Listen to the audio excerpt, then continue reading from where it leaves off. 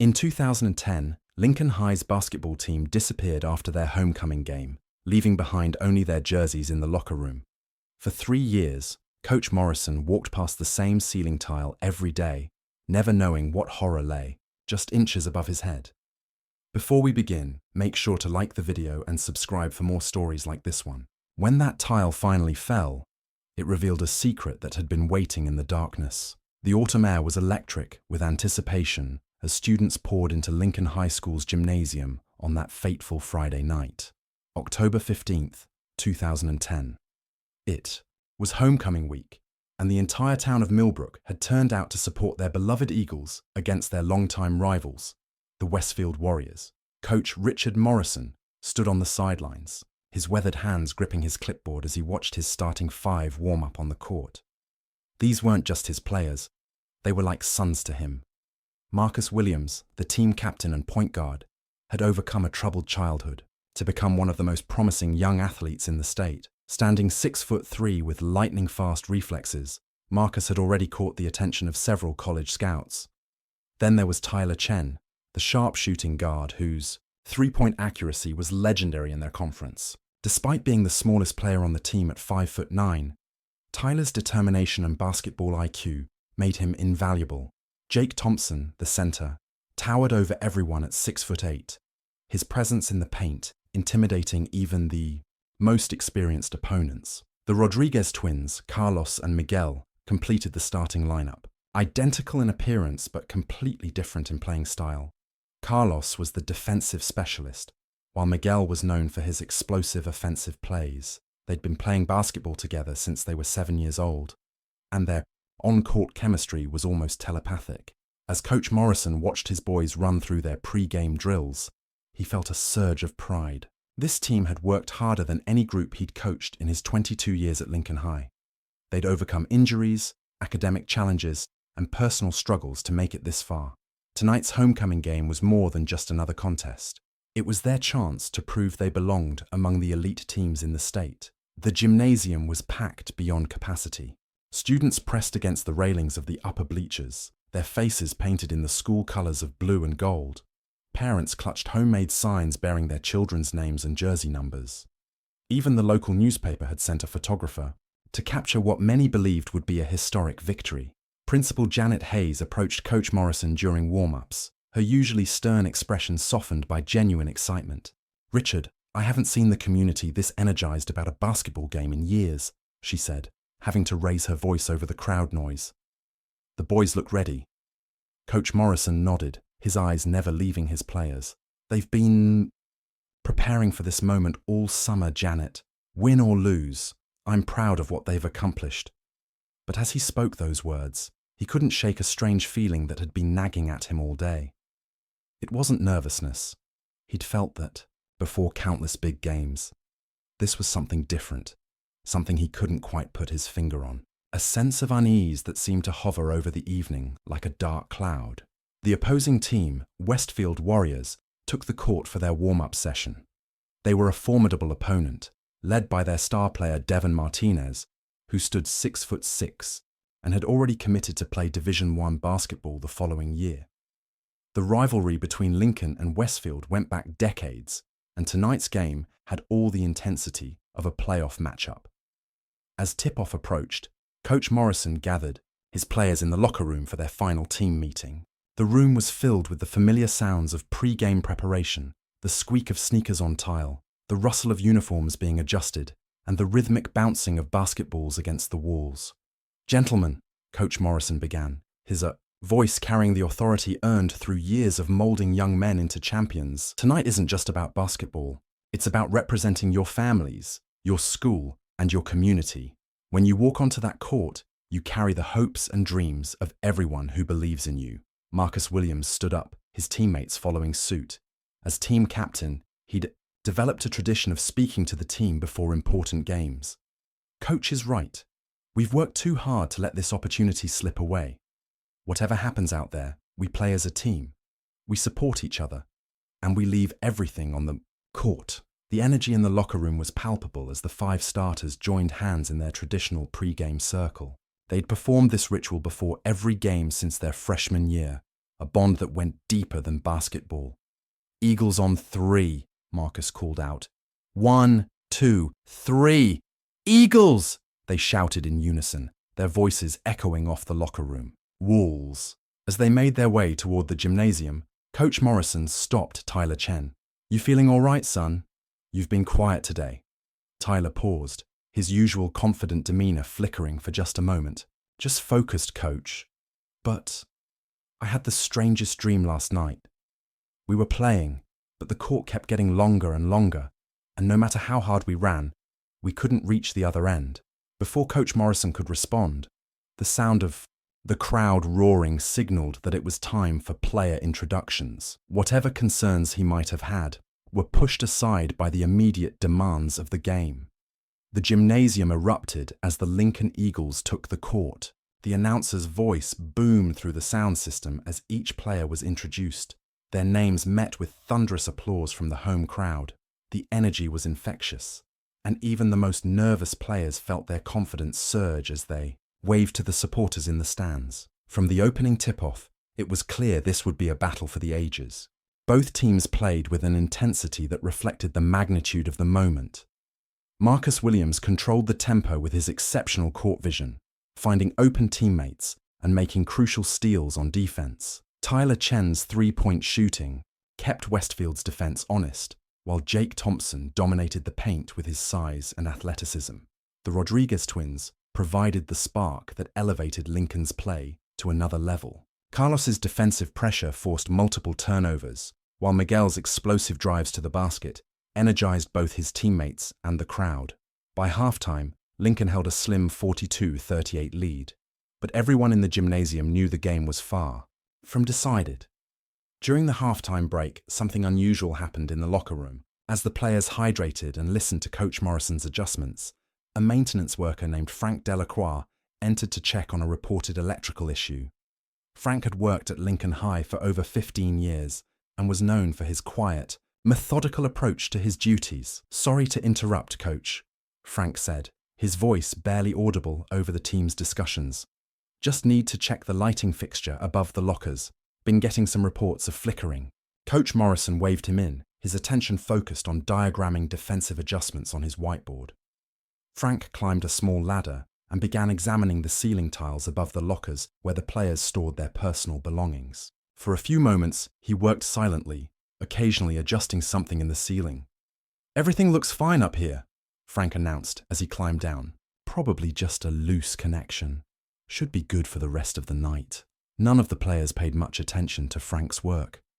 They were completely absorbed in Coach Morrison's tactical instructions and their own mental preparation for the second half. But Marcus Williams did notice that Frank seemed to linger near their lockers longer than necessary, his eyes scanning the personal items they'd left behind. The second half began with Westfield making a strong push to take the lead. Their star player, Devin Martinez, started finding his rhythm, hitting difficult shots and drawing fouls. The Lincoln crowd grew nervous as their team's halftime lead evaporated, and the game became a back-and-forth affair with neither team able to establish control. With 5 minutes remaining in the fourth quarter, the score was tied at 68-68.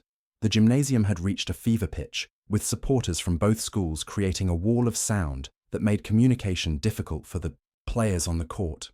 This was the moment that would define the season for both teams. Tyler Chen stepped up to the three-point line with the shot clock winding down. The Westfield defender was draped all over him, but Tyler had made shots like this hundreds of times. In practice, he elevated over the defender and released the ball with perfect form. The gymnasium fell silent as the ball arced through the air, and when it swished through the net, the Lincoln side exploded in celebration. That three-pointer seemed to break Westfield's spirit. Lincoln scored 8 unanswered points over the next 2 minutes, taking a 79-70 lead that they would never relinquish. The final score was 84-76. And as the buzzer sounded, students rushed onto the court to celebrate with their heroes. Coach Morrison was overcome with emotion as he hugged each of his players. This victory represented more than just a win against a rival. It was validation of everything they'd worked for. Marcus Williams was named player of the game after finishing with 23 points and 8 assists, but the entire starting 5 had contributed to the victory in their own unique ways. The post-game celebration continued for nearly an hour as families, friends, and community members gathered on the court to share in the triumph. Local newspaper photographers captured images of the players holding up the game ball, their faces beaming with joy and exhaustion. Eventually, the crowd began to disperse, and the players made their way back to the locker room to shower and change.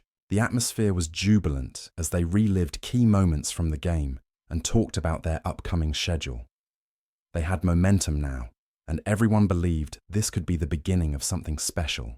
"Coach," Marcus said as he packed his gear, "this feels different, like we're finally ready to make a real run." Coach Morrison smiled, but that nagging feeling from earlier in the evening had returned. He couldn't shake the sense that something was off, though he couldn't identify what it might be. "Just take it one game at a time, Marcus. But yes, tonight showed me that this team has something special." As the players finished dressing and gathering their belongings, Coach Morrison went through his usual post-game routine. He collected the team's equipment, made notes about the game for his next practice plan, and secured the locker room. The building was nearly empty now, with only a few stragglers still in the parking lot. "See you Monday, Coach," Tyler called out as the 5 players headed toward the exit. "First practice of the week, right?" "Monday at 3:30 sharp," Coach Morrison replied. "And don't think this win means practice is going to be easy. We've got a lot of work ahead of us." The players laughed and continued toward the parking lot, their voices echoing through the empty hallways of Lincoln High School. Marcus, Tyler, Jake, Carlos, and Miguel walked together as they always did, their post-game energy still evident despite their physical exhaustion. That was the last time anyone would see them alive. Saturday morning arrived grey and overcast, matching the mood that would soon settle over the Lincoln High School community. Coach Morrison arrived at school around 9 a.m. to review game film and prepare for the following week's practices. He'd developed this routine years ago, finding that the quiet weekend hours were perfect for reflection and planning. As he unlocked the gymnasium, the events of the previous night felt almost dreamlike. The custodial crew had already cleaned up, removing any evidence of the celebration that had taken place just hours earlier. The court looked pristine, ready for another week of practices and games. Coach Morrison made his way to his office, a small room adjacent to the locker room that served as his command center during the basketball season. The walls were covered with tactical diagrams, motivational posters, and photographs from past teams. His desk was cluttered with scouting reports, game plans, and recruiting letters from colleges interested in his players. He'd just begun reviewing the previous night's game statistics when his phone rang. The caller ID showed it was Sandra Williams, Marcus's mother. "Good morning, Sandra," he answered. "I hope you're still celebrating last night's victory." There was a pause on the other end of the line, and when Sandra spoke, her voice carried a tone of concern that immediately put Coach Morrison on alert. "Coach Morrison, I was hoping Marcus was at early morning practice or something. He never came home last night." Coach Morrison frowned, checking his calendar. "We don't have practice today, Sandra. The boys had the weekend off after the big game." "Are you sure he didn't mention staying over at a friend's house?" "That's not like Marcus," Sandra replied, her worry becoming more evident. "He always calls if he's going to be out late, and he knows I worry. His phone is going straight to voicemail." A cold feeling began to settle in Coach Morrison's stomach. Marcus Williams was one of the most responsible young men he'd ever coached. Missing curfew without calling was completely out of character. "Let me make some calls," Coach Morrison said, trying to keep his voice calm. "I'll check with the other players and see if anyone knows where he might be." After hanging up with Sandra, Coach Morrison immediately called Tyler Chen's house. Tyler's father answered on the third ring, and the conversation that followed sent chills down the coach's spine. "Tyler never came home either," Mr. Chen said, his voice tight with concern. "We thought maybe the team had gone out for a late celebration, dinner, but when he wasn't back by midnight, we started to worry."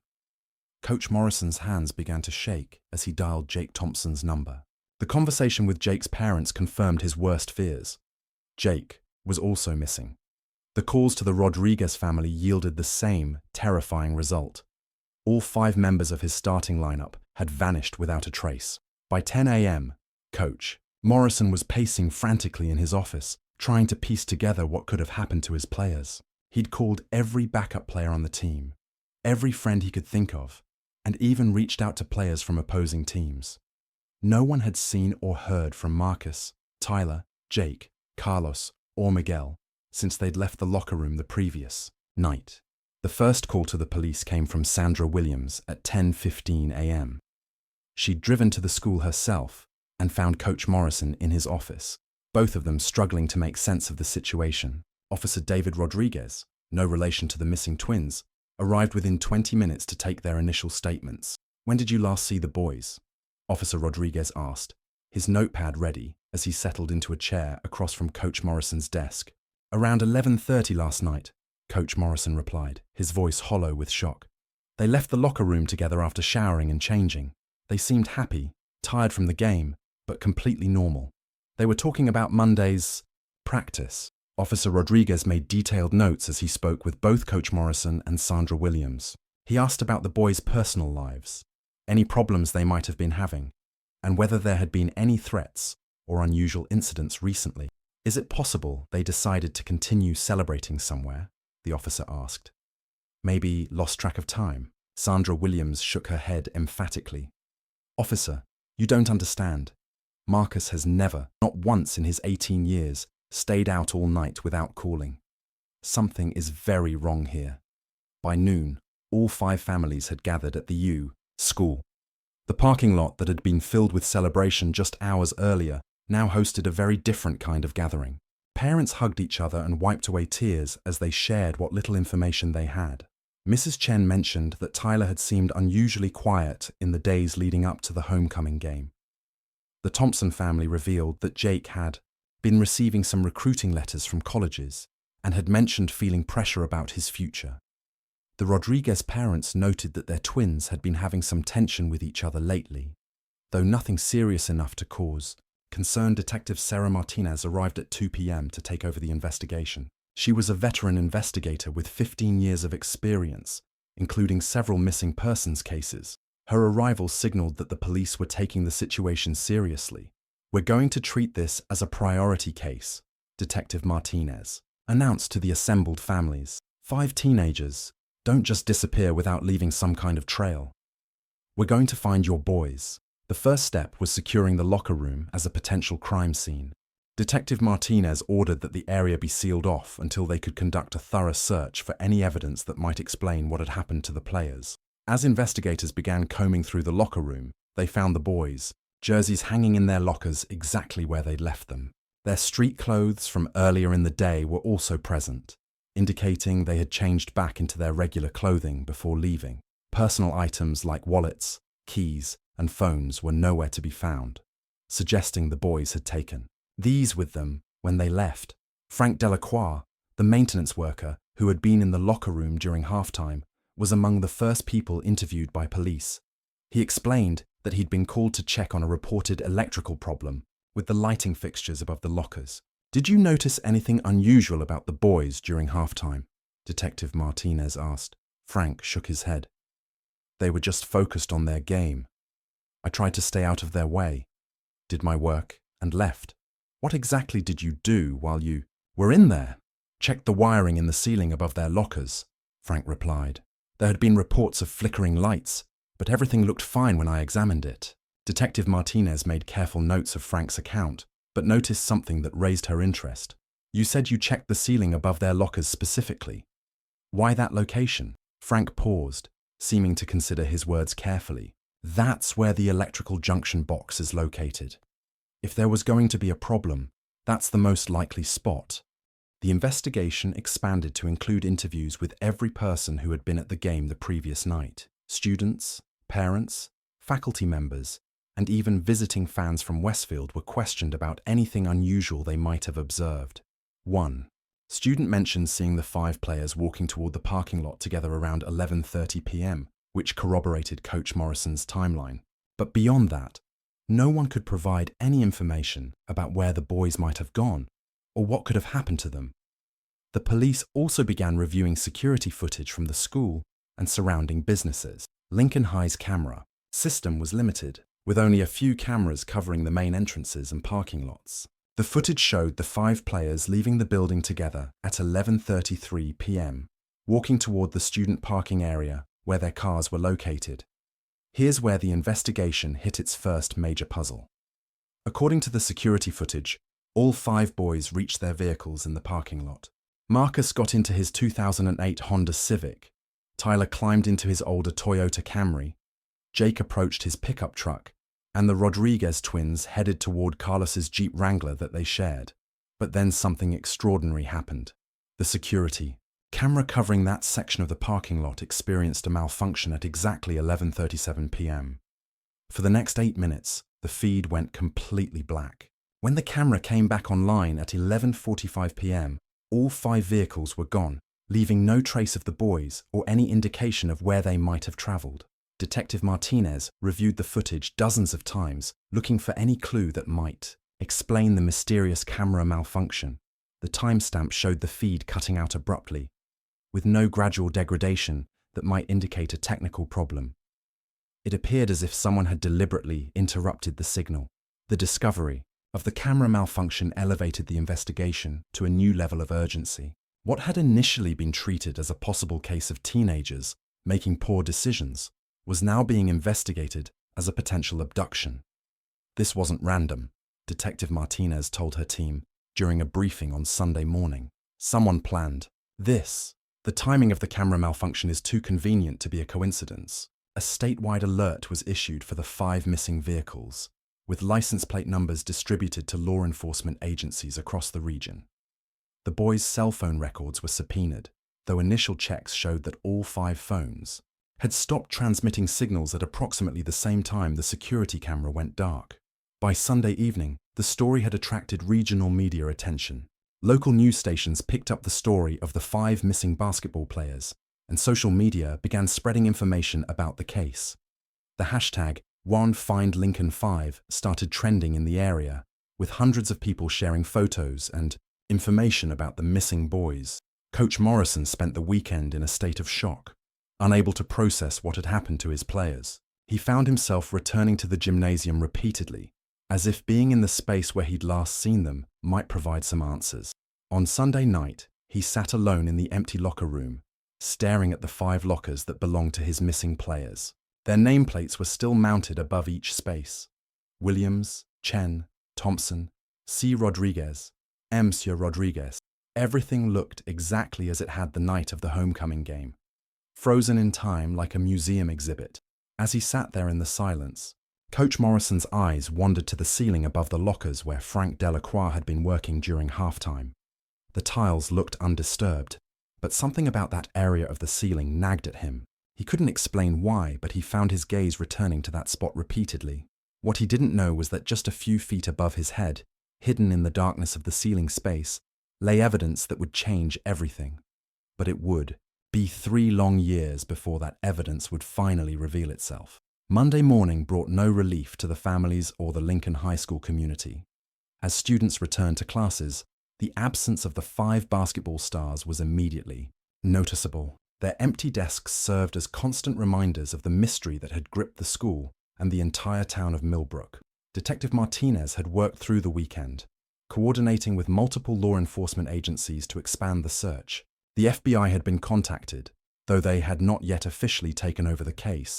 Missing persons investigations involving minors typically remained with local authorities unless there was clear evidence of interstate activity or federal crimes.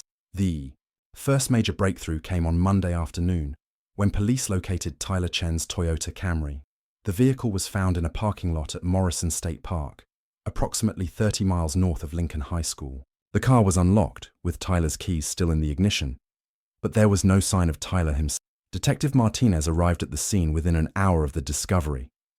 The park was a popular destination for hiking and camping, especially during the fall months when the foliage was at its peak. But it was also isolated, with multiple access roads and trails that would make it easy for someone to disappear into the wilderness. Any signs of struggle in or around the vehicle? Detective Martinez asked the responding officers. Nothing obvious, replied Officer Johnson, who had been first on scene. The car looks like it was just parked normally. No damage, no personal belongings left behind except for some basketball equipment in the trunk. A thorough search of Tyler's car revealed his basketball gear, some school books, and a few personal items, but nothing that would indicate where he might have gone or what had happened to him. The most puzzling aspect was that Tyler's wallet and cell phone were missing, suggesting he had taken them with him when he left the vehicle. Within hours of discovering Tyler's car, a coordinated search of Morrison State Park was launched.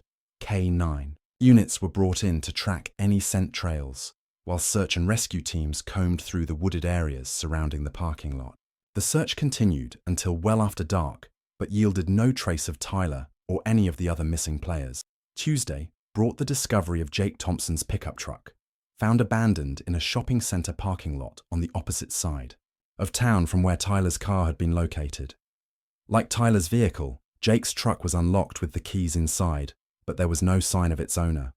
The pattern was becoming clear, and it deeply troubled Detective Martinez. The vehicles were being found in locations that seemed random, with no logical connection to each other, or to the boys' usual hangouts. It was as if someone was deliberately scattering the cars to confuse the investigation. "This is methodical," Detective Martinez explained to her team during their daily briefing. "Whoever is responsible for this knows what they're doing. They're trying to keep us running in circles, chasing false leads." The discovery of the vehicles also brought unwanted media attention. By Wednesday, news crews from major television networks had arrived in Millbrook, transforming the quiet town into a media circus.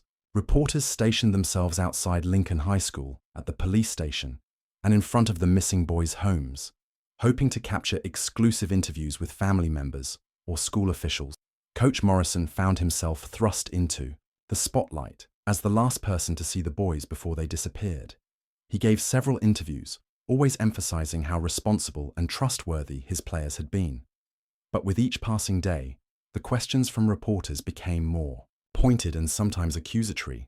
"Coach Morrison," one reporter asked during a particularly aggressive interview, "is there anything you might have overlooked about the boys' behavior? Any signs that they were planning to disappear?" The implication stung, but Coach Morrison maintained his composure. "These young men were like sons to me," he replied firmly. "They were excited about their future, about the rest of the basketball season. They had everything to live for. They didn't run away." By Thursday, 3 of the 5 vehicles had been recovered, leaving only Marcus Williams' Honda Civic and Carlos Rodriguez's Jeep Wrangler unaccounted for. The fact that the Rodriguez twins shared a vehicle meant that their car's location might provide clues about both missing boys. The break investigators had been hoping for came on Friday morning, exactly 1 week after the homecoming game. A park ranger at Riverside Nature Preserve, about 40 miles east of Millbrook, called police to report 2 abandoned vehicles in a remote section of the preserve. Detective Martinez personally responded to the call, accompanied by a full forensics team. The location was significant.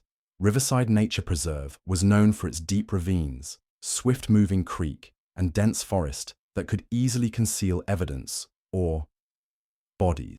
Marcus's Honda Civic and Carlos's Jeep were found parked side by side on a dirt access road that was rarely used except by park maintenance vehicles. Both cars were locked this time, which immediately struck Detective Martinez as odd, given that the previous vehicles had been left unlocked with keys inside.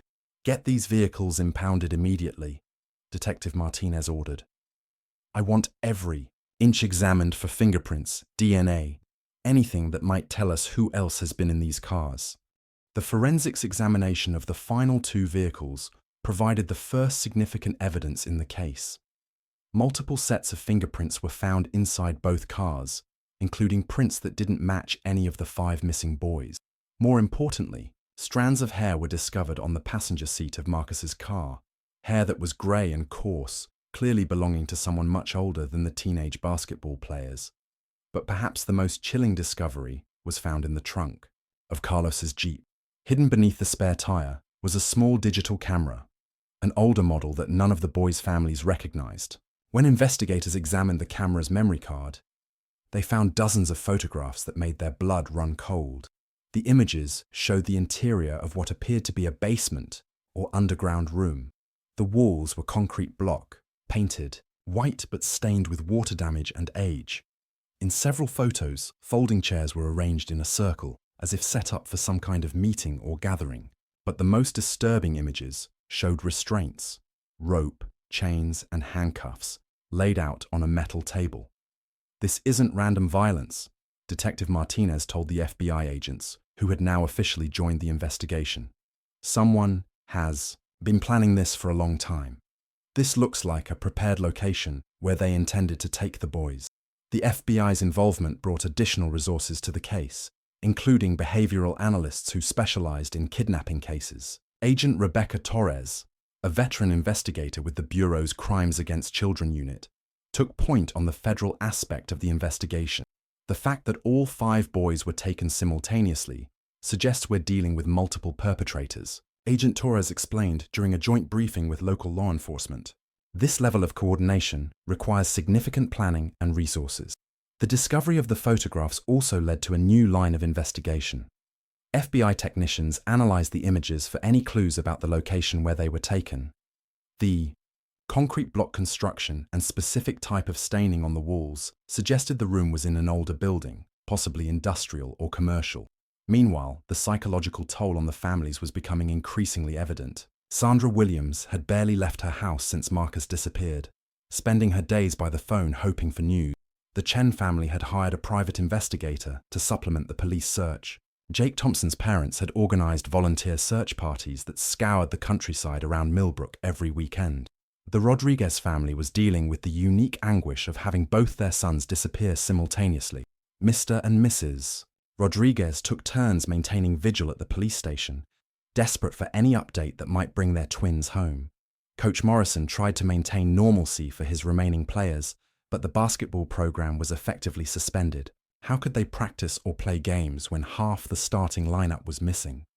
The school administration had offered counseling services to students and staff, but the specter of the missing boys hung over everything. 2 weeks after the disappearance, Principal Hayes called Coach Morrison into her office for a difficult conversation. "Richard, I know this is incredibly hard for you," she began, her voice gentle but firm. "But we need to start making decisions about the basketball program. The other boys on the team need structure and purpose." Coach Morrison stared out the foyer window at the parking lot, where his 5 players had last been seen. "How can we play basketball when we don't know if they're dead or alive? It feels like giving up on them." "We're not giving up," Principal Hayes assured him. "But life has to continue.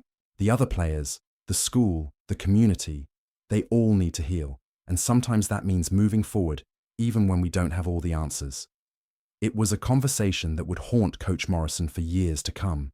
The suggestion that they should move on, should accept that the boys might never return, felt like betrayal. But he also understood the practical realities facing the school and the remaining players. That weekend, Coach Morrison found himself alone in the gymnasium again, a habit that had developed since the disappearance. He would sit in the bleachers and stare at the court where Marcus, Tyler, Jake, Carlos and Miguel had achieved their greatest triumph just weeks earlier. During one of these solitary visits, he decided to examine the locker room more closely. The police had cleared the scene after their initial investigation, but Coach Morrison wanted to see if there was anything they might have missed, some small detail that could provide a clue about what had happened to his boys. He spent hours going through each locker, examining every surface for anything unusual. When he reached the area above the lockers where Frank Delacroix had been working during halftime, he noticed something that hadn't struck him before. One of the ceiling tiles seemed slightly misaligned, as if it had been moved and not properly replaced. Coach Morrison found a maintenance ladder in the storage room and positioned it beneath the suspicious tile. As he climbed up to get a closer look, his heart began racing. The tile was definitely loose, sitting slightly lower than the surrounding tiles. But when he lifted the tile and peered into the darkness above, he saw nothing unusual. The space was filled with the typical infrastructure of any building: electrical conduits, ventilation ducts, and insulation. Still, something about the area felt wrong to him, though he couldn't articulate exactly what it was. What Coach Morrison didn't realize was that he was looking in the right place, but 3 years too early. The evidence he was searching for was indeed hidden in that ceiling space, but it hadn't been placed there yet. The truth about what happened to his 5 players would remain buried in darkness until the autumn of 2013, when a simple maintenance issue would finally bring their story to light. The months following the boys' disappearance blurred together in a haze of false leads, dead ends, and gradually diminishing hope. Detective Martinez and Agent Torres pursued every possible angle, following up on hundreds of tips called in by well-meaning citizens who thought they'd spotted one of the missing players. There were alleged sightings in neighboring states, reports of young men matching their descriptions working at various businesses, and even claims that all 5 had been seen together at a mall in a distant city. Each lead required investigation, and each one ultimately led nowhere. The digital camera found in Carlos's Jeep provided the most promising line of inquiry. FBI technicians enhanced and analyzed every pixel of the photographs, trying to identify the location where they were taken, the concrete block walls, the type of electrical fixtures visible in the background, and even the specific brand of folding chairs were all researched exhaustively. We've narrowed it down to industrial buildings constructed between 1960 and 1980, Agent Torres reported during a case review meeting 6 months after the disappearance. The electrical work and construction materials suggest that time frame. We're looking at warehouses, factories, and commercial buildings in a 50-mile radius of Millbrook. The search parameters encompassed hundreds of buildings, and investigating each one required warrants, coordination with property owners, and significant manpower. Teams of agents and officers spent months examining basements, sub-basements, and underground storage areas, looking for the room shown in the photographs. Meanwhile, the families struggled to rebuild their lives around the gaping hole left by their missing son. Sandra Williams quit her job to focus entirely on searching for Marcus, spending her days driving through nearby towns and distributing flyers with his photograph. She became a familiar figure at truck stops, gas stations, and restaurants, always asking the same desperate question. Have you seen my son? The Chen family channeled their grief into action, organizing awareness campaigns and fundraising efforts to support the ongoing investigation. They hired additional private investigators and even consulted with psychics and other unconventional sources, hoping that something, anything, might provide a lead. Jake Thompson's parents took a different approach, working with law enforcement to advocate for policy changes in how missing persons cases were handled. They pushed for faster response times, better coordination between agencies, and improved resources for families dealing with similar tragedy. The Rodriguez family found strength in their faith and their community. Their church organized prayer, vigils, and support groups, not just for their family, but for all the families affected by the disappearance. The twins' younger sister, Maria, became an advocate for missing persons awareness, despite being only 14 years old herself. Coach Morrison continued his vigils in the gymnasium and locker room. But as time passed, these visits became less frequent. The pain of being in the space where he'd last seen his players was sometimes overwhelming. He'd aged visibly in the months since their disappearance, his hair turning grayer and his face bearing new lines of stress and sorrow. The basketball program at Lincoln High School eventually resumed, but it was never the same. The new players wore different jersey numbers. Numbers 12, 15, 22, 8, and 3 were retired permanently in honor of the missing boys. Every game began with a moment of silence, and their empty chairs sat on the bench as a reminder of what had been lost. By the first anniversary of the disappearance, media attention had largely moved on to other stories. The initial flurry of television coverage and newspaper articles had given way to occasional follow-up pieces, usually timed to coincide with the anniversary date or any minor developments in the case. A memorial service was held at Lincoln High School on October 15, 2011, exactly 1 year after the homecoming game. The gymnasium was packed with family members, friends, former teammates, and community members who refused to give up hope. 5 empty chairs sat at center court, each decorated with the missing player's jersey and surrounded by flowers, photographs, and personal mementos. Coach Morrison spoke at the memorial, his voice breaking as he addressed the crowd. Marcus, Tyler, Jake, Carlos, and Miguel were more than basketball players. They were young men of character, determination, and promise. Until we know what happened to them, until we bring them home, we will not stop searching. But even as he spoke those words, Coach Morrison could feel doubt creeping into his heart. How long could they maintain hope? How many years could pass before they had to accept that the boys might never be found? The investigation continued, but with reduced intensity. Detective Martinez had been assigned to other cases, though she still reviewed any new leads that came in about the missing player. Agent Torres had been transferred to another field office, leaving the case in the hands of local FBI agents who lacked her specialized expertise. Frank Delacroix, the maintenance worker who had been in the locker room during halftime of the homecoming game, left Lincoln High School in the spring of 2012. He cited health issues and family obligations, but some investigators wondered if his departure was connected to the ongoing scrutiny of anyone who had been near the boys that night. His replacement was a younger man named David Kim, who approached his duties with the same methodical care that Frank had shown. David had heard about the missing basketball players, of course. It was impossible to work at Lincoln High School without knowing their story, but for him, it was history rather than lived experience. As 2012 turned into 2013, the case grew colder. The FBI scaled back their active investigation, though they maintained the case file and continued to follow up on any credible leads. Detective Martinez, now a sergeant, kept the case on her desk, but acknowledged privately that without new evidence, there was little more they could do. The families had to make difficult decisions about moving forward with their lives. Sandra Williams eventually returned to work, though she kept Marcus's bedroom exactly as he'd left it, and continued to pay for his cell phone service in case he ever tried to call home. The Chen family established a scholarship fund in Tyler's name for student athletes who overcame academic challenges. Jake Thompson's parents became activists for missing persons legislation, testifying before the state legislature about the need for better resources and coordination in such cases.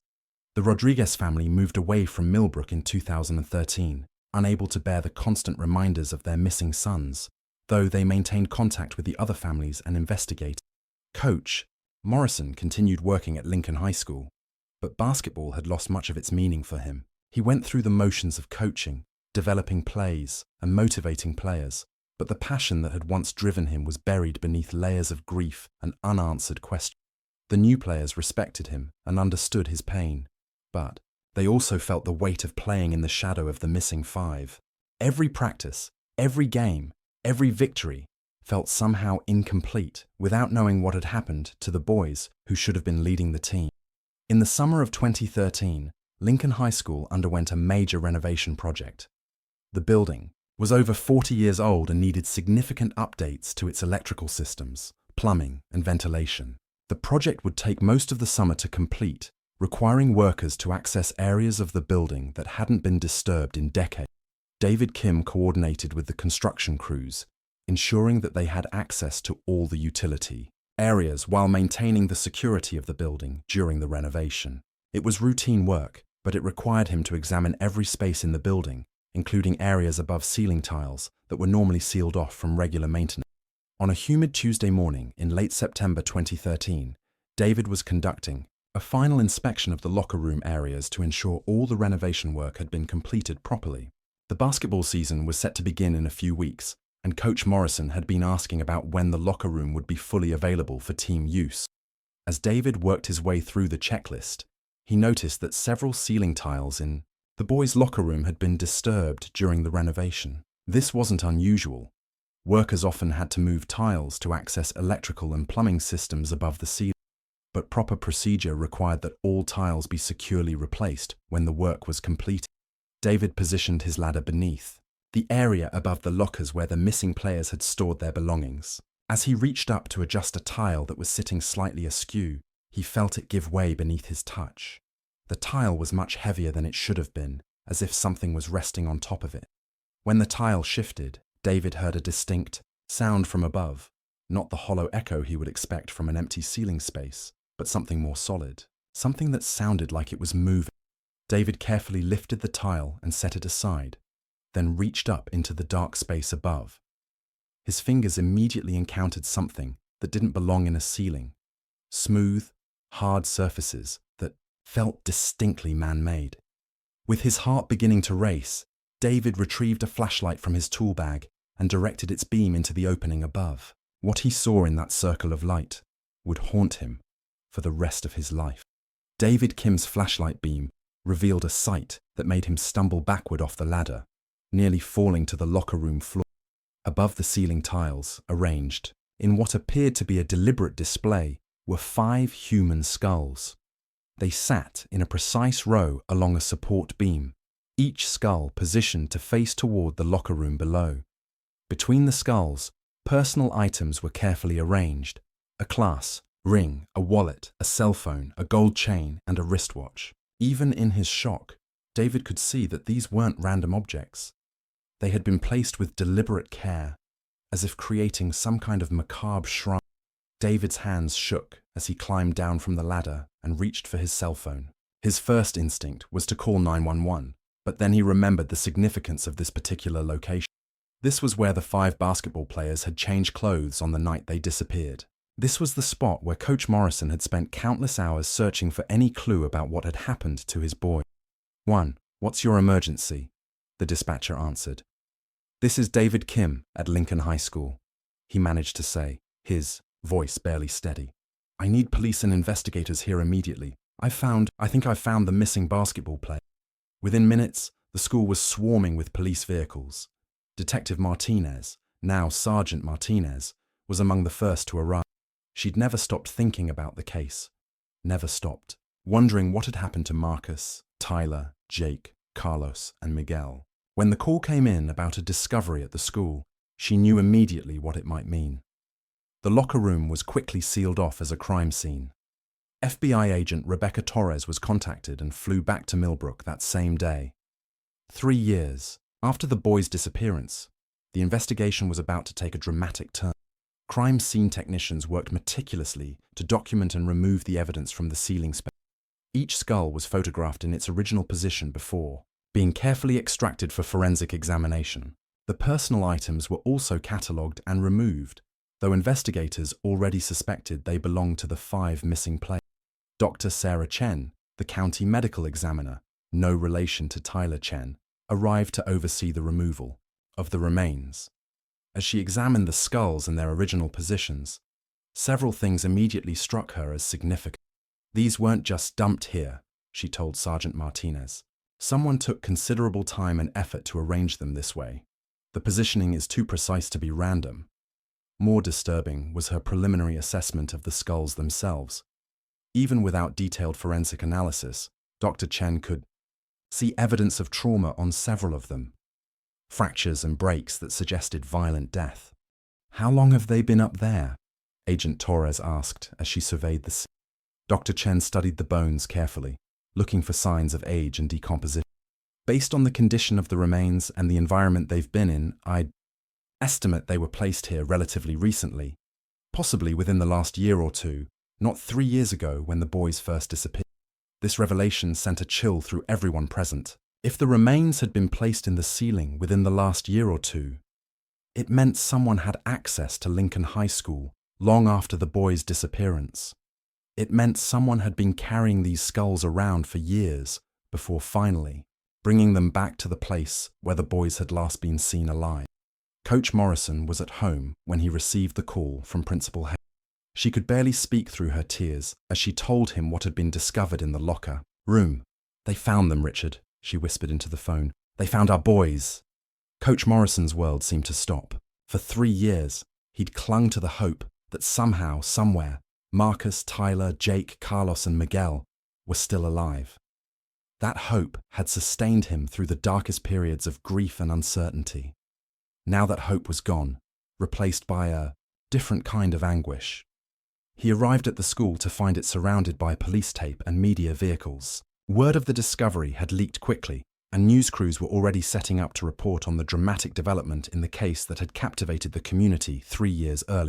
Sergeant Martinez met Coach Morrison in the parking lot, her expression grave but compassionate. She'd delivered this kind of news to families before, but it never got easy. Coach, I need you to know that we're treating this as a homicide investigation now, she said gently. This wasn't an accident, or a case of the boys running away. Someone killed them, and someone brought their remains back here. The words hit Coach Morrison like physical blows. He'd always suspected that something terrible had happened to his players, but having it confirmed in such stark terms was almost unbearable. Why would someone do this? He asked, his voice hollow with grief. Why would they bring them back here? We don't know yet, Sergeant Martinez replied. But we're going to find out. Whoever did this made a mistake, By returning the remains to the school, they've given us new evidence, new leads to follow. The families were notified throughout the afternoon, each conversation more heartbreaking than the last. Sandra Williams collapsed when she received the news about Marcus. The Chen family held each other and wept for the son and brother they'd never see again. Jake Thompson's parents felt a terrible mix of relief and devastation. Relief that their son had finally been found. Devastation that their worst fears had been confirmed. The Rodriguez family, now living in another state, made immediate plans to return to Millbrook. After 3 years of not knowing, they finally had answers. Though not the answers they'd prayed for. As news of the discovery spread through the community, Lincoln High School became the center of renewed media attention. Students and faculty struggled to process the reality that their missing classmates had been dead all along, their remains hidden just feet above where classes and activities had continued for 3 years. The forensic examination of the skulls began immediately. DNA testing would confirm the identities of the remains, though the personal items found with them already strongly suggested they belonged to the 5 missing players. More importantly, the forensic analysis would look for clues about how the boys had died and who might have been responsible. Dr. Chen's preliminary examination revealed that all 5 skulls showed signs of blunt force trauma. The fracture patterns suggested they had been killed with some kind of heavy instrument, possibly a hammer or similar tool. The violence was methodical and deliberate, not the result of a struggle or accident. Whoever did this was experienced, Dr. Chen explained to the investigators. The trauma patterns are consistent across all 5 skulls. This person knew exactly how to kill efficiently. But perhaps the most chilling discovery came when investigators examined the ceiling space more thoroughly. Hidden behind an air duct, they found a small digital camera, newer than the one that had been discovered in Carlos's Jeep 3 years earlier. When FBI technicians examined the camera's memory card, they found hundreds of photographs that documented the boys' captivity and murder. The images were too graphic and disturbing to be described in detail, but they showed that the 5 players had been held in the concrete room that had been photographed years earlier. The photographs also revealed the identity of their killer, or at least part of his identity. Many of the images showed a man's hands and arms, but never his face.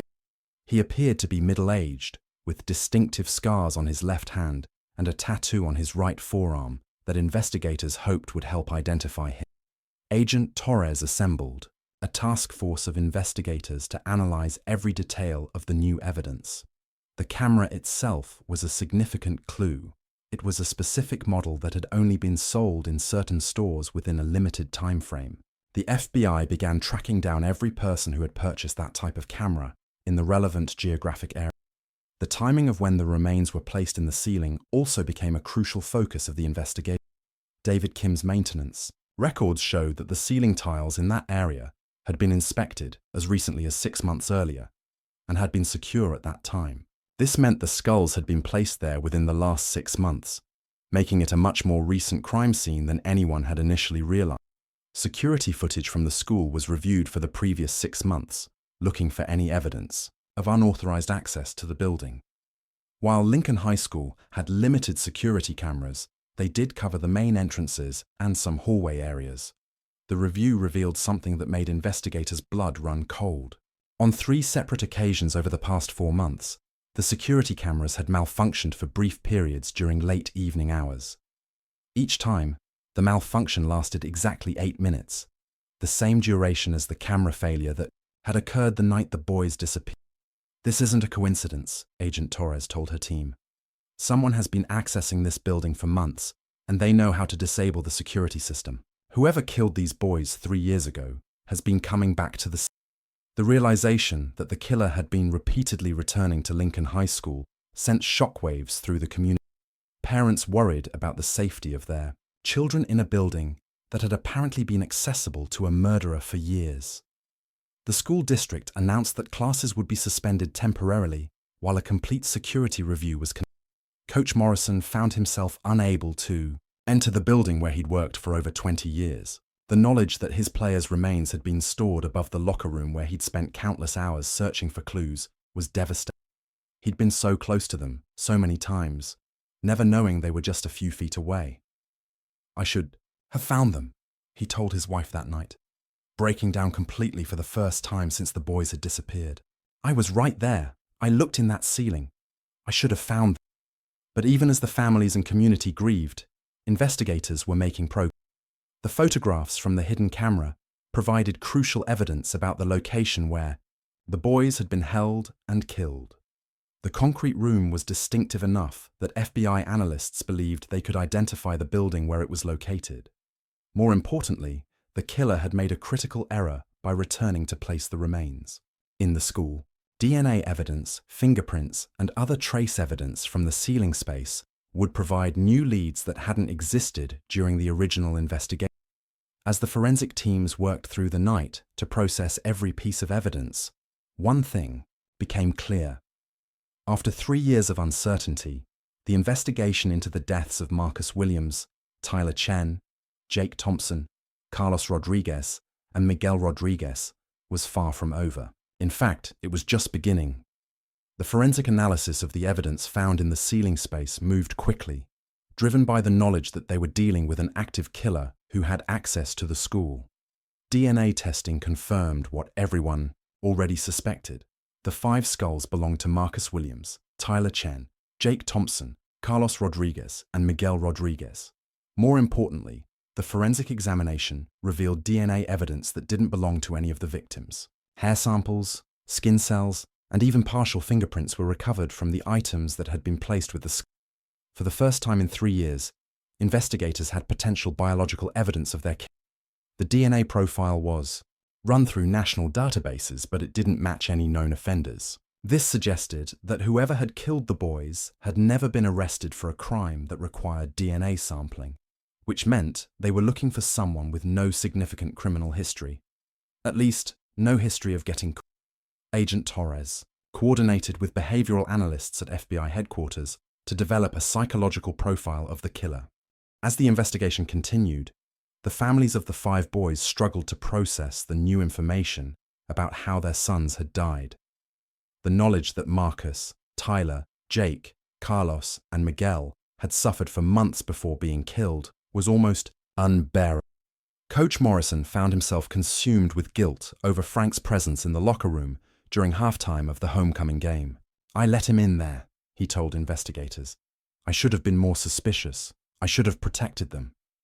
But Agent Torres assured him that Frank's plan had been months in the making and would likely have succeeded regardless of any security measures that might have been in place. "He knew that building better than anyone," she explained. "He would have found a way to get to those boys no matter what." The discovery of the concrete room and the evidence it contained marked the end of one phase of the investigation and the beginning of another. They now knew what had happened to the 5 basketball players and who was responsible for their death. But Frank Delacroix was still out there, somewhere. And as long as he remained free, there was always the possibility that he might kill again. 6 months after the discovery of the remains in the ceiling, the manhunt for Frank Delacroix had expanded to become one of the FBI's most active fugitive cases. His photograph appeared on wanted posters in law enforcement agencies across the country, and the case was featured on several national television programs dedicated to catching dangerous criminals. Agent Torres had been reassigned to work the case full-time, coordinating with field officers in all 50 states to track down any potential leads about Frank's whereabouts. The challenge was that Frank seemed to have vanished completely. No credit card usage, no bank transactions, no contact with family members, and no sightings that could be verified. He's either dead, or he's assumed a completely new identity, Agent Torres told her team during a case review meeting. Given his level of planning and his ability to evade detection for this long, I'm leaning toward the investigation had revealed that Frank had been preparing for his eventual disappearance for years before the murders. Financial records showed that he had been slowly converting his assets to cash, closing bank accounts, and eliminating any paper trail that could be used to track. More disturbing was the discovery that Frank had been researching identity theft techniques and had accumulated several sets of false identification documents. When investigators searched his former apartment more thoroughly, they found evidence that he had been studying how to create new identities and blend into different communities. Dr. Webb's psychological analysis suggested that Frank's disappearance was part of a larger fantasy in which he saw himself as a superior being who could outwit law enforcement and society in general. He views this as a game, Dr. Webb explained. Every day he remains free is validation of his belief that he's smarter than everyone else. The FBI's Behavioral Analysis Unit developed a strategy for tracking Frank based on his psychological profile. They believed he would be drawn to situations where he could exert control over others, possibly through employment in schools, youth organizations, or other settings where he would have access to young people. This led to an intensive review of employment records at schools and youth-oriented organizations throughout the country. The FBI issued bulletins to human resources departments, warning them to be suspicious of new employees who might match Frank's description or psychological profile. Meanwhile, the families of the 5 murdered boys had to find ways to move forward with their lives while knowing that their son's killer remained free. Sandra Williams became an advocate for missing persons legislation, working with lawmakers to improve the resources available for such investigations. The Chen family established a foundation dedicated to improving school security and background check procedures for employees who work with children. They lobbied for mandatory psychological evaluations and more comprehensive screening processes for all school personnel. Jake Thompson's parents focused their efforts on supporting other families dealing with similar tragedies. They created a support network that connected families of missing persons, providing resources and emotional support during the most difficult periods of uncertainty. The Rodriguez family, who had moved away from Millbrook, chose to honor their son's memory by establishing a scholarship program for disadvantaged students who showed promise in athletics. They wanted something positive to come from their overwhelming. Coach Morrison struggled more than anyone to find meaning in the aftermath of the tragedy. He continued working at Lincoln High School, but basketball had lost all joy for him. Every practice, every game, every moment in the gymnasium reminded him of the 5 young men who should have been. The school district offered him early retirement with full benefits, recognizing the trauma he had endured. But Coach Morrison declined, feeling that leaving would be abandoning the memory of his lost. Instead, he threw himself into working with current players, trying to create the kind of supportive environment that might prevent future tragedy. The investigation took an unexpected turn in the spring of 2014 when a maintenance worker at a middle school in Oregon reported suspicious behavior by a recently hired custodian who matched Frank's general description. The man, who was working under the name David Franklin, had been asking unusual questions about students' schedules and seemed to be paying excessive attention to the school's basketball team. FBI agents were dispatched to investigate, but by the time they arrived, David Franklin had disappeared. He had failed to show up for work one day and never returned, leaving behind only basic personal items in the apartment he'd been renting under his assumed name.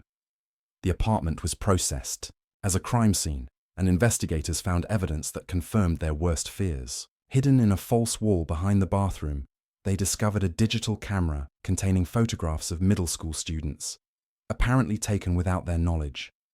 The images showed students in various locations around the school, in hallways, classrooms, and particularly around the gymnasium where the basketball team practiced. The photographs were taken with telephoto lenses from hidden positions, indicating that David Franklin had been conducting surveillance of potential victims. He was in the early stages of planning another abduction, Agent Torres concluded. After reviewing the evidence, we missed him by probably no more than a few days. The near miss in Oregon led to a massive coordinated effort by law enforcement agencies across the Pacific Northwest. Roadblocks were established, airports and bus stations were monitored, and every hotel and motel in the region was checked for anyone matching Frank's description. But once again, Frank Delacroix seemed to vanish into thin air. Despite the intensive search, no trace of him was found. The only consolation was that his surveillance of the Oregon Middle School had been detected before he could act on whatever plan he had been devising. The incident also provided crucial new information about Frank's methods and preferences. The photographs found in his apartment showed that he was specifically targeting athletes, particularly basketball players, just as he had at Lincoln High School. Dr. Webb updated his psychological profile based on this new evidence. Frank has developed a specific hatred for young athletes, probably stemming from his own feelings of inadequacy and social isolation. He sees successful, popular students as symbols of everything he never achieved in his own life. The pro also suggested that Frank was becoming more confident and aggressive in his behavior.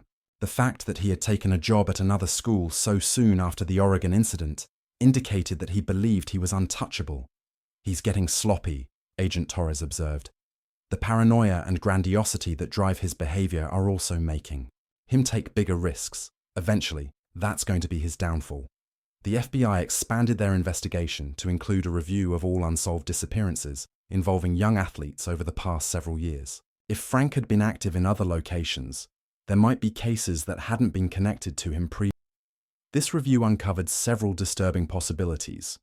A high school wrestler in Colorado had disappeared in 2012 and was never found. Twin brothers who played football in Arizona had vanished in 2013 under circumstances that bore some similarities to the Lincoln High School.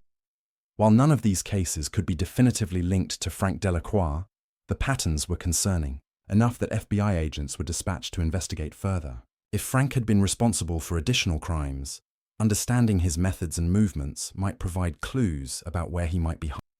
The investigation also revealed that Frank had been using sophisticated techniques to avoid detection. Computer forensic specialists found evidence that he had been using public library computers to research his victims and plan his crimes, making it much harder to trace his digital footprint. The methodical nature of the murders, combined with the ritualistic placement of the remains, suggested they were dealing with someone who derived psychological satisfaction from the killings and the aftermath. "This person views the murders as accomplishments," explained Dr. Marcus Webb, a forensic psychologist brought in to consult on the fact that he kept the skulls and eventually returned them to the school suggests a need to revisit and celebrate his crimes. He's proud of what he did. The profile suggested they were looking for a white male, probably between 35 and 55 years old, with above-average intelligence and strong organizational skills. He likely lived or worked in the area and had legitimate reasons to be around Lincoln High School without attracting suspicion. This last point was particularly significant. The killer's ability to access the school building multiple times over several years suggested familiarity with the facility and its security systems. He wasn't breaking in randomly. He knew exactly how to get inside without being. Detective Martinez began reviewing the employment records of everyone who had worked at Lincoln High School during the relevant time period. This included not just faculty and staff, but also maintenance workers, security guards, food service employees, and contract workers who had performed various services for the school. One name that immediately stood out was Frank Delacroix, the maintenance worker who had been in the locker room during halftime of the homecoming game. Frank had left his position at the school in 2012, citing health and family issues. But his departure had come at a time when investigators were still actively pursuing leads and conducting. Detective Martinez requested Frank's employment file and was surprised to find that his background check had been cursory at best. In 2010, the school district's hiring practices were less stringent than they would become in later years. Frank had provided references and basic employment history, but there had been no comprehensive criminal background check or psychological evaluation. More troubling was the discovery that Frank's given reason for leaving, health issues, couldn't be verified. When investigators contacted his doctor, they found no record of any serious medical conditions that would have prevented him from continuing his. Agent Torres authorized surveillance of Frank Delacroix's current address, which was listed as a small apartment complex about 20 miles from Millbrook. But when investigators arrived at the location, they found that Frank had moved out over a year earlier, leaving no forwarding. The apartment manager remembered Frank as a quiet, solitary tenant who paid his rent on time and never caused any problems. Kept to himself mostly, the manager. Sometimes I'd see him coming home late at night, but he never bothered. A search of Frank's former apartment revealed that he'd left it completely empty, taking everything with him. Even the walls had been painted, as if he was trying to eliminate any trace of his. This level of careful cleaning suggested someone who understood the importance of not leaving evidence behind. Meanwhile, the FBI's analysis of the digital camera found in the ceiling had revealed additional crucial information. The metadata embedded in the photographs showed that they had been taken over a period of several months, beginning just weeks after the boys' disappearance and continuing for almost a year. This timeline was significant because it meant the boys had been kept alive for an extended period before being killed. The early photographs showed them restrained but apparently unharmed. Later, images documented increasing signs of physical abuse and psychological deterioration. He was savoring their suffering, Dr. Webb explained to the investigator. This wasn't about killing them. He wanted to dominate and control them over time. The murders were almost secondary to the psychological torture. The photographs also provided crucial information about the concrete room where the boys had been. FBI analysts were able to identify specific architectural details, including the type of concrete blocks used in construction, the style of electrical fixtures, and even the manufacturer of the metal table that appeared in many. This information was used to narrow down the search for the building where the crimes had taken place. The construction materials and techniques suggested a structure built in the 1970s or early 1980s, likely for industrial or commercial. A breakthrough came when investigators found a photograph that showed a small window in the concrete room. The window had distinctive metal security bars with a particular pattern that was used primarily by one manufacturer during a specific time. By cross-referencing buildings with that type of security bars, FBI analysts were able to identify 12 possible locations within a 50-mile radius of Mill. Teams of investigators began systematically searching each location. Most were quickly eliminated. They were either currently occupied by legitimate businesses or had layouts that didn't match the room shown in the photographs. But the 9th location on their list proved to be exactly what they were looking for: an abandoned warehouse on the outskirts of an industrial district. The building had been empty for over 5 years after the manufacturing company that owned it had gone out of. The basement of the warehouse contained a room that matched the photographs exactly: concrete block walls, the same type of electrical fixtures, and even the metal table where the restraints had been displayed. Dark stains on the concrete floor tested positive for human blood, confirming that this was where Marcus, Tyler, Jake, Carlos, and Miguel had been held and ultimately. But the discovery of the concrete room also provided the most significant breakthrough in the. Hidden in a storage area adjacent to the basement room, investigators found a cache of personal items that appeared to belong to Frank Delacroix: utility bills, prescription medication bottles, and even a driver's license that had expired 2 years earlier. The prescription medication was particularly significant. Frank had been taking antipsychotic medication for schizophrenia, but the dates on the bottles showed that he had stopped taking his medication shortly before the boys' disappearance. Dr. Webb reviewed Frank's medical records and found a troubling. Frank had been diagnosed with paranoid schizophrenia in his early 20s, but had managed his condition reasonably well with medication for many years. However, his medical file showed several instances where he had stopped taking his medication, leading to periods of erratic behavior and paranoid. When people with untreated schizophrenia become violent, they often focus their anger on specific groups or individuals, Dr. Webb explained. Frank may have developed paranoid beliefs about the basketball team or young athletes in general. The investigation into Frank's background revealed a history of minor incidents that had never resulted in criminal. Former neighbors reported that he sometimes made strange comments about young people, claiming they were getting away with too much and needed to be taught lessons. A former co-worker at Lincoln High School remembered that Frank had seemed unusually interested in the basketball team's activities. He always knew their schedule, the co-worker recalled. Sometimes he'd hang around the gym during practice, even when he didn't have any maintenance work to do. With this new information, investigators realized that Frank had likely been planning the abduction for months before the homecoming game. His work at the school gave him access to the building and knowledge of the team's routines. His presence in the locker room during halftime hadn't been a routine maintenance call. It had been reconnaissance for his plan. The timing of the abduction also made more sense in light of Frank's mental. October 2010 had coincided with him stopping his medication, which would have led to increased paranoid delusions and potentially violent impulses. But Frank Delacroix had vanished completely after leaving his apartment a year earlier.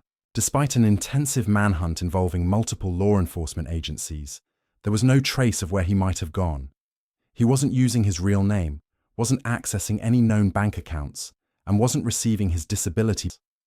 Agent Torres feared that Frank might have assumed a completely new identity and could be anywhere in the country.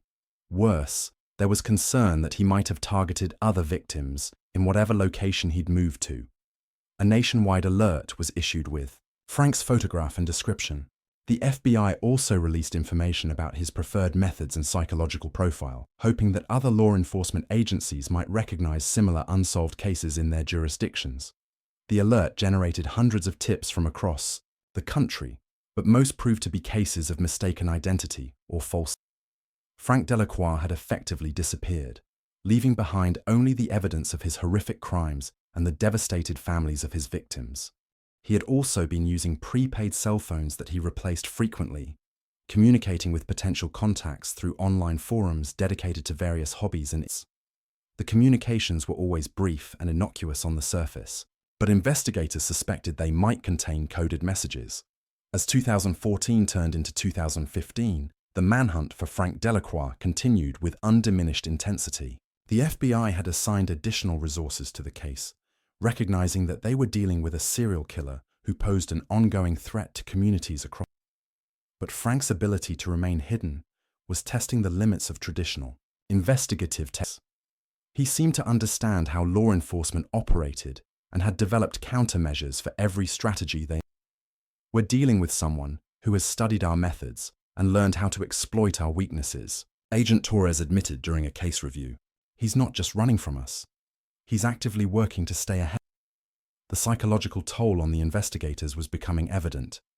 They knew that every day Frank remained free was another day he might be planning his next attack. The weight of that responsibility was enormous, particularly for those who had been working the case since. But despite the challenges and frustrations, no one involved in the investigation was willing to give up. The memory of Marcus Williams, Tyler Chen, Jake Thompson, Carlos Rodriguez, and Miguel Rodriguez drove them forward, reminding them that justice for these young men and their families was worth any amount. Somewhere out there, Frank Delacroix was planning his next move. The only question was whether law enforcement would find him before he had the chance to act on whatever dark fantasies were driving his continued. The hunt would continue as long as it took until Frank Delacroix was brought to justice and could never hurt another family the way he had destroyed 5 families in Millbrook 3 years. The break investigators had been waiting for came from an unexpected source in November. A librarian in a small town in Montana called the FBI tip line to report suspicious behavior by a patron who had been using the library's computers for several months. He comes in every few days and uses the computer for exactly 2 hours, explained Martha Stevens, the head librarian in Whitefish. He always wears a baseball cap pulled low over his face, and he never speaks to anyone unless he absolutely has. What had caught Martha's attention wasn't just the man's secretive behavior, but the fact that she'd noticed him watching news coverage about missing persons cases on the computer screens. When she'd seen the FBI's updated poster about Frank Delacroix on a bulletin board at the post office, something about the facial features had seemed familiar. I couldn't be sure, Martha told Agent Torres over the phone. But there was something about his eyes and the shape of his jaw that reminded me of the man in the poster. Plus, he's been very interested in news about missing children and teenagers. Agent Torres felt her pulse quicken. After more than a year of dead ends and false leads, this could be the breakthrough they'd been hoping. Has he been? Yesterday afternoon, Martha replied. He usually comes in on Tuesdays and Fridays, always between 2 and 4 p.m. Within hours, FBI agents were on their way to Whitefish, Montana, a small town nestled in the Rocky Mountains, about 30 miles from the Canadian border. The location made perfect sense for someone trying to disappear. Remote, sparsely populated, and with easy access to another country if a quick escape became necessary. Agent Torres coordinated the operation from FBI headquarters, working with the local field office to establish surveillance of the library without alerting their potential suspect. If this really was Frank Delacroix, they couldn't afford to spook him and lose him. The surveillance team arrived in Whitefish on Thursday morning, giving them a full day to set up before Frank's next expected visit to the library on Friday. Afternoon. They positioned agents inside the library posing as patrons, set up observation posts across the street, and established a perimeter that would allow them to track anyone who matched Frank's. Friday afternoon arrived grey and cold, with snow flurries that reduced visibility and made surveillance more challenging. At 2:15 p.m., a man wearing a dark jacket and baseball cap entered the Whitefish Public Library and made his way directly to the computer terminals. Agent Sarah Mitchell, posing as a researcher at a nearby table, studied the man carefully. He was approximately the right height and build for Frank Delacroix, and his mannerisms, the way he kept his head down, his nervous glances around the room, matched the behavioral profile they. The man logged onto a computer and began browsing news websites, focusing particularly on missing persons cases and unsolved crimes. Agent Mitchell watched as he pulled up articles about several recent disappearances, including cases that hadn't been connected to Frank Delacroix but fit his victim. At 2:45 p.m., the man did something that confirmed the agent's suspicions. He navigated to a news article about the Lincoln High School basketball team case and spent several minutes reading about the ongoing investigation. Then he pulled up the FBI's wanted poster with his own photograph, studying it with what appeared to be Agent Torres, monitoring the situation from a command center they'd established at the local police station, gave the order to move in. "That's him. Take him down, but be careful. We don't know if he's armed."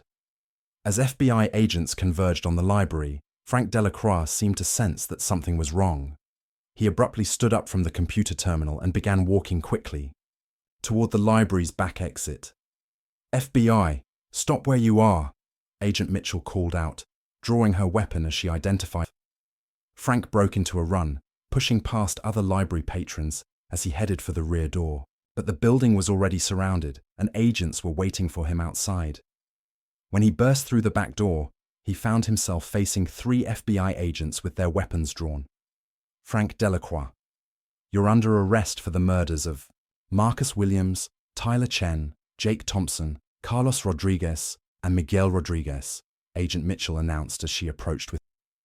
For a moment, Frank stood perfectly still, his eyes darting between the agents surrounding him. Then, unexpectedly, he began to laugh. A cold, chilling sound that sent shivers down the spines of everyone. "You think you've won something?" Frank said, his voice carrying a hint of the madness that had driven him to kill 5 innocent young men. "You have no idea what I've accomplished. Those boys were just..." Agent Mitchell secured the handcuffs around Frank's wrists while other agents searched him. They found a knife concealed in his jacket, along with several fake identification documents and a significant amount of. But the most disturbing discovery came when they searched the small cabin where Frank had been living on the outskirts of Whitefish. Hidden in a false floor beneath his bed, investigators found another digital camera containing hundreds of photos. The images showed surveillance photos of young athletes from at least a dozen different schools across multiple states. Frank had been crisscrossing the country for over a year, identifying potential victims and documenting their routines. Among the photographs were detailed surveillance images of a high school wrestling team in Wyoming, a basketball team in Idaho, and a soccer team in North Dakota. Each set of photos was accompanied by handwritten notes detailing the students' schedules, family situations, and vulnerability factors. He was planning a massive escalation, Dr. Webb concluded after reviewing it. The Lincoln High School murders weren't an isolated incident. They were a trial run for something much larger. The notebook found with the photographs contained Frank's detailed plans for what he called the Great Teaching. His writings revealed a delusional belief that young athletes represented everything wrong with society and needed to be eliminated to restore proper order. Most chilling of all were Frank's notes about timing and logistics. He had been planning to abduct entire teams simultaneously, using techniques he'd refined since the Lincoln High School murders. The scale of destruction he'd been contemplating was almost unimaginable. Agent Torres flew to Montana to personally interview Frank after his arrest. She found him completely unrepentant, seemingly proud of what he'd accomplished, and frustrated that he hadn't been able to complete his larger plan. "Those boys at Lincoln High School learned importance," Frank told her during the interview. "They learned that being popular and successful doesn't make you unable. They learned that there are consequences for thinking you're better than everyone.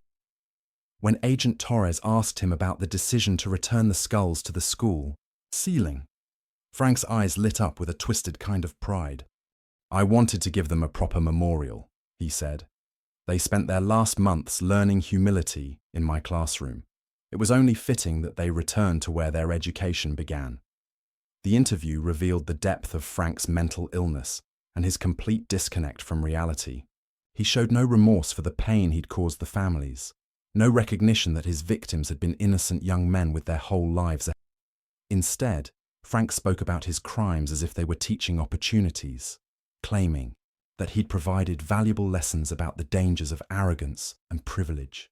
His delusions were so complete that he seemed genuinely puzzled by the negative reaction his actions had.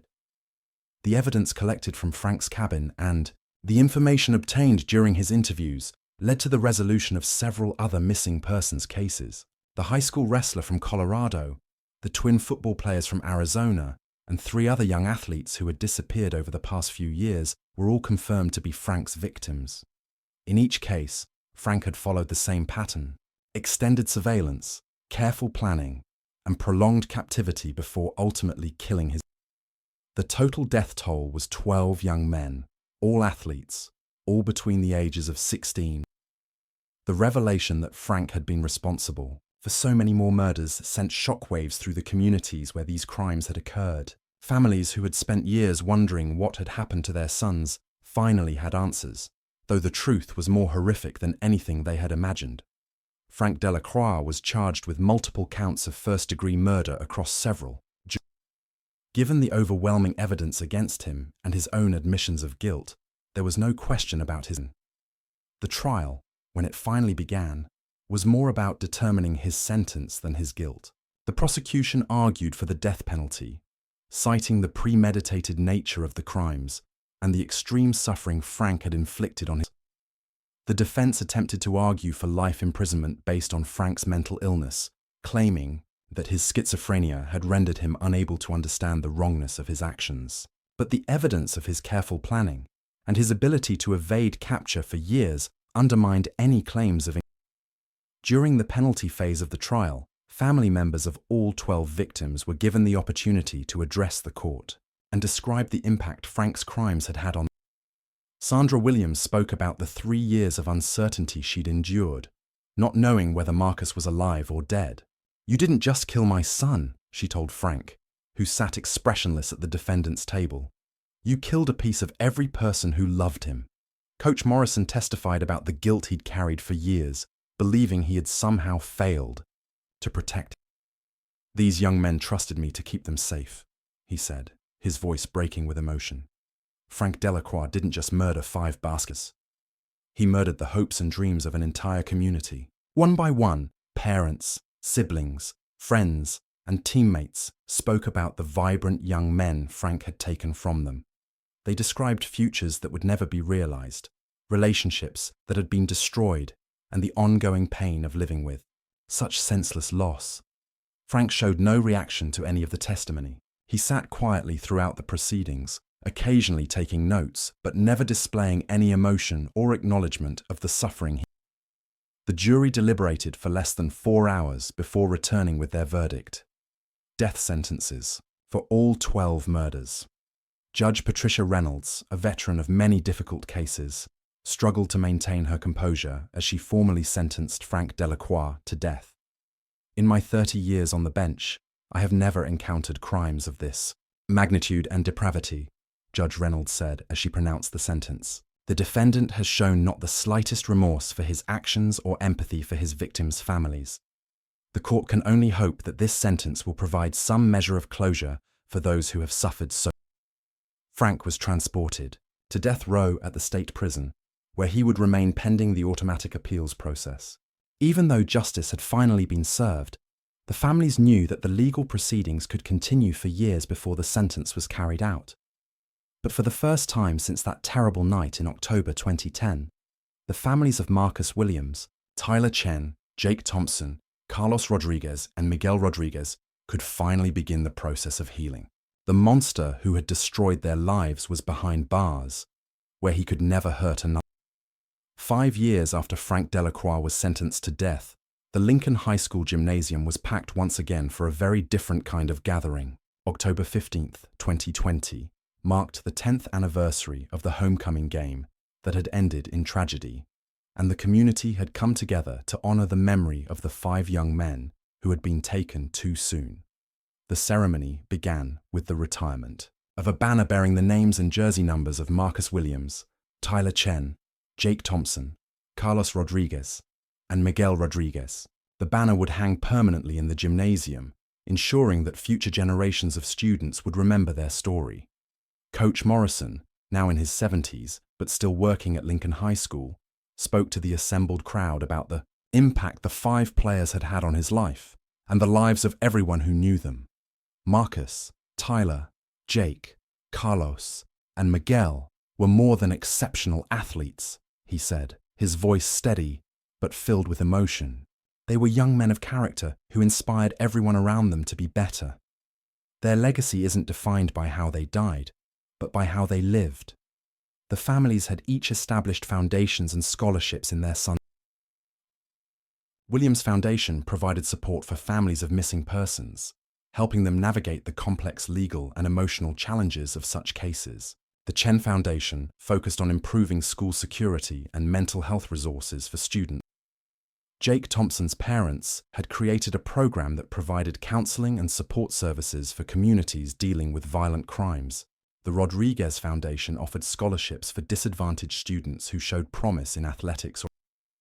The memorial ceremony also marked the dedication of a new security system at Lincoln High School, funded by donations from the community and grants from various foundations.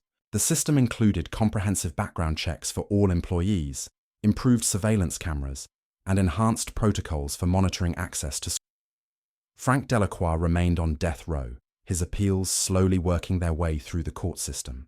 He had never shown any remorse for his crimes and continued to maintain his delusional beliefs about the necessity.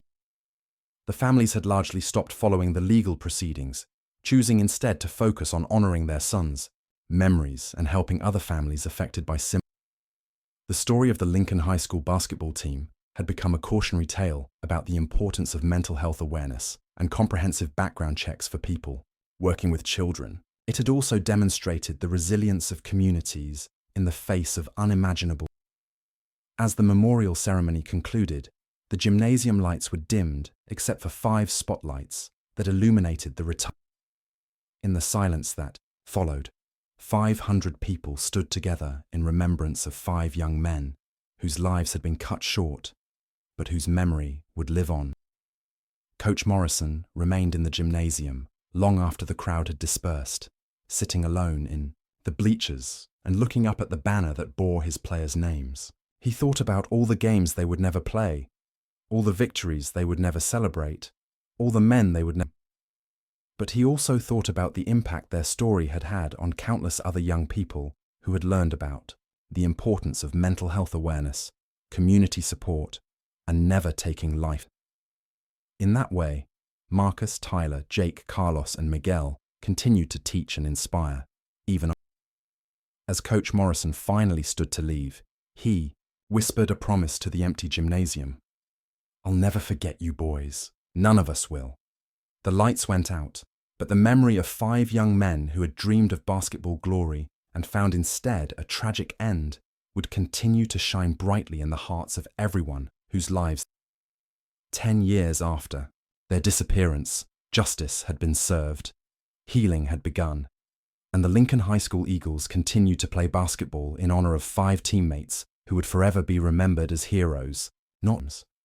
Their story serves as a reminder that even in the face of unspeakable evil, the human spirit can find ways to honor the fallen, support the living, and ensure that love ultimately triumphs.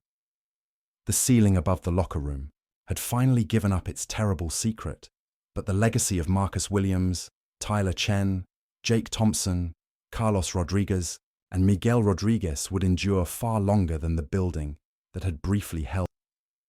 They had been 5 young men with bright futures ahead of them. They became symbols of resilience, community strength, and the enduring power of memory to transform tragedy into hope.